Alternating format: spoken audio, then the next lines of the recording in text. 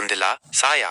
पुरानी हवेली, जो कभी शहर के सबसे धनी परिवार का गौरव थी, अब खंडहर में तब्दील हो चुकी थी। उसकी दीवारों पर दरारें थीं, खिड़कियों के शीशे टूटे हुए थे और दरवाजों पर जंग लग चुकी थी। स्थानीय लोग उसे प्रेतवाधित हवेली कहते थे और शाम ढलने के बाद उसके पास जाने से भी डरते थे।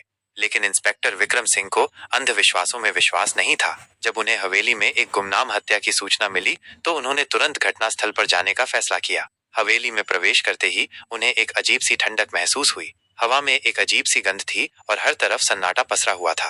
मृतक, एक युवा महिला, हवेली के मुख्य हॉल में पड़ी थी। उसके चेहरे पर डर का भाव था और उसके शरीर पर कोई चोट का निशान नहीं था। विक्रम ने घटनास्थल की सावधानी पूर्वक जांच की, लेकिन उन्हें कोई सुराग नहीं मिला। अगले दिन विक्रम ने मृतक के बारे में जानकारी जुटाई। उसका नाम रिया था और वो एक स्थानीय कॉलेज में छात्रा थी। उसके दोस्तों ने बताया कि वो एक शांत और मिलनसार लड़की थी और उसका कोई दुश्मन नहीं था। विक्रम को समझ में नहीं आ रहा था कि रिया की हत्या क्यों की गई थी। वो एक रहस्यमय मामला था जिसमें कोई प्रत्यक्षदर्शी नहीं था, कोई मकसद नहीं था और कोई सुराग नहीं था।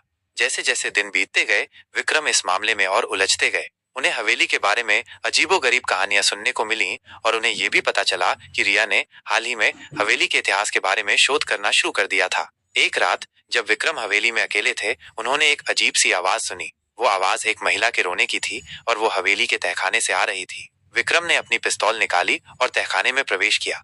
तहखाने में उन्हें एक गुप्त कमरा मिला। कमरे में उन्हें एक पुरानी डायरी मिली। डायरी में एक महिला ने हवेली के बारे में लिखा था। उसने लिखा था कि हवेली में एक शापित खजाना छिपा हुआ है और जो कोई भी उसे खोजने की कोशिश करेगा उसे मौत मिलेगी। विक्रम को एहसास हुआ कि रिया की हत्या खजाने की खोज के कारण हुई थी, लेकिन खजाना कहाँ था और हत्यारा कौन था? विक्रम ने डायरी में लिखी बातों के आधार पर हवेली की खोज शुरू कर दी। उन्होंने दीवारों में छिपे हुए दरवाजों को खोजा और फर्श के नीचे छिपे हुए कमरों को खोजा। अंत में उन्हें एक गुप्त सुरंग मिली जो हवेली के नीचे एक गुफा तक जाती थी। गुफा में उन्हें एक प्राचीन संदूक मिला। संदूक में उन्हें सोने के सिक्के, गहने और एक पुराना नक्शा मिला। नक्शा खजाने के ठिकाने का था। विक्रम ने नक्शे का अनुसरण किया और खजाने को खोज निकाला। खजाना एक प्राचीन मंदिर में छिपा हुआ था जो एक पहाड़ी की चोटी पर स्थित था। मंदिर में उन्हें एक मूर्ति मिली। मूर्ति सोने की बनी हुई थी और उसमें एक रहस्यमय शक्ति थी। विक्रम को एहसास हुआ कि खजाने की शक्ति ही रिया की हत्या का कारण थी। हत्यारा खजाने की शक्ति को अपने लिए चाहता था और उसने रिया को मार डाला ताकि वह उसे खोज न सके।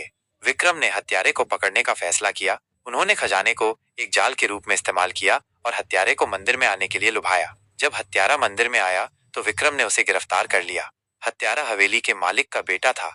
वो अपने परिवार के शापित खजाने को वापस पाना चाहता था और उसने रिया को मार डाला ताकि वो उसे खोज न सके।